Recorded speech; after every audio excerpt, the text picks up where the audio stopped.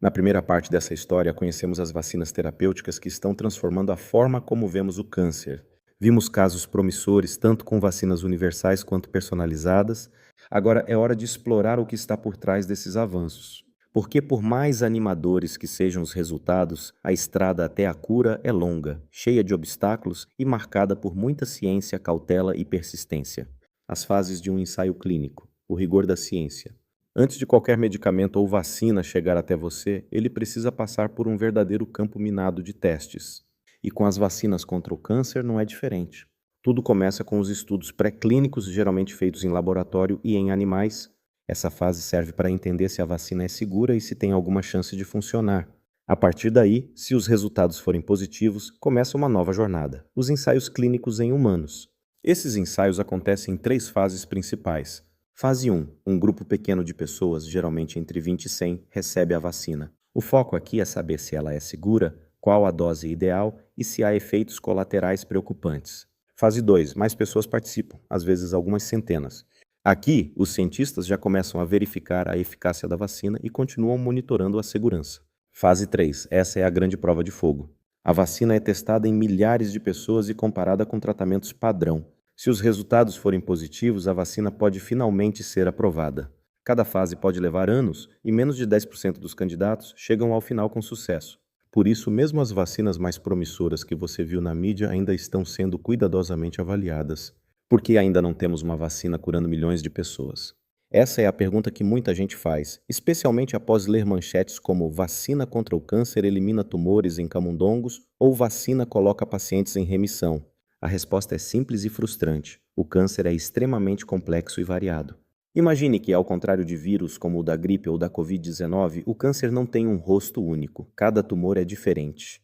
2 pacientes com câncer de pulmão, por exemplo, podem ter células tumorais completamente distintas.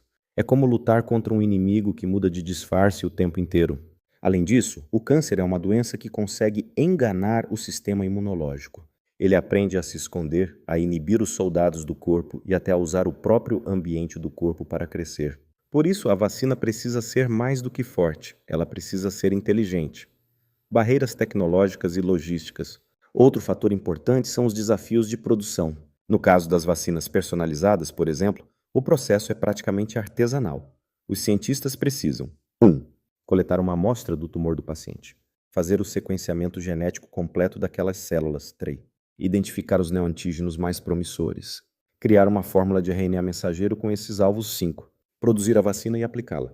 Tudo isso pode levar semanas ou até meses e exige laboratórios altamente especializados, equipamentos caríssimos e tecnologia de ponta. E mesmo com as vacinas universais, o caminho não é tão simples. Elas precisam ser testadas contra diversos tipos de câncer, em diferentes populações, idades, etnias, estágios da doença, e cada variação pode mudar os resultados. O papel da indústria farmacêutica. Apesar dos desafios, as grandes empresas da indústria farmacêutica estão apostando alto nessa área. A Moderna, conhecida por sua vacina contra a Covid-19, hoje investe pesadamente em vacinas oncológicas. A BioNTech, parceira da Pfizer, também lidera pesquisas em diversos tipos de câncer, com destaque para o câncer de pâncreas e de mama. Outras empresas menores, startups de biotecnologia e até centros públicos de pesquisa, como universidades e hospitais de ponta, também estão envolvidos. E por que tanto interesse? Porque o impacto é imenso, tanto do ponto de vista humanitário quanto financeiro. Um tratamento que cure ou controle o câncer de forma eficaz e duradoura mudaria a história da medicina. E, claro, teria um valor de mercado incalculável. E os efeitos colaterais? Essa é uma dúvida comum, e a resposta pode te surpreender. Em geral, os efeitos colaterais relatados até agora nas vacinas de mRNA contra o câncer têm sido leves a moderados. Os mais comuns são febre leve, dor no local da aplicação, fadiga, sintomas semelhantes aos de uma gripe. Em alguns casos, mais raros, foram observadas reações mais fortes, como inflamação nos órgãos, aumento de enzimas hepáticas ou resposta imune exagerada, o que exige acompanhamento médico rigoroso. Mas até o momento, nenhuma das vacinas em teste foi considerada perigosa a ponto de interromper os estudos. Isso é uma excelente notícia, pois indica que, além de eficazes, essas vacinas têm um perfil de segurança razoável. A visão para o futuro: onde estaremos em 10 anos? Agora vamos dar um salto no tempo. Imagine o ano de 2035. Como será o tratamento do câncer se essas vacinas forem aprovadas? Bem, muitos especialistas acreditam que veremos uma transformação total na forma como a medicina lida com tumores. Pacientes recém-diagnosticados poderão receber uma vacina específica antes mesmo de iniciar a quimioterapia. Em casos de cânceres muito agressivos, como o de pâncreas ou cérebro, a combinação de vacinas com imunoterapia poderá oferecer esperança real de cura. Pessoas com histórico familiar de câncer poderão tomar vacinas preventivas, reduzindo significativamente o risco de desenvolver a doença. Além disso, com o avanço da inteligência artificial e do sequenciamento genético, o tempo de produção das vacinas personalizadas deve cair drasticamente. Isso tornaria o tratamento mais rápido, acessível e viável em larga escala. Mas e o Brasil nisso tudo? O Brasil, embora ainda dependa muito de pesquisas internacionais, tem se destacado em algumas frentes. Universidades como a USP, a UFRJ e a Unicamp participam de estudos colaborativos. Além disso, laboratórios públicos e privados já trabalham com plataformas de RNA mensageiro. No futuro, é possível que o SUS venha a oferecer vacinas oncológicas para casos específicos, especialmente se os custos forem reduzidos com produção nacional.